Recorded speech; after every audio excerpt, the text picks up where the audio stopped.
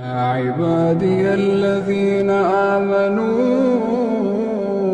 إن أرضي واسعة فإياي فاعبدون كل نفس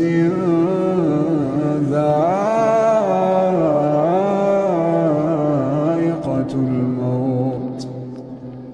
كل نفس ذائقة الموت ثم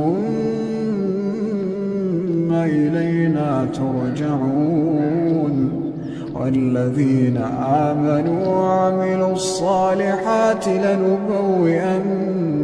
من الجنة غرفا تجري من تحتها الأنهار خالدين فيها نعم أجر العاملين.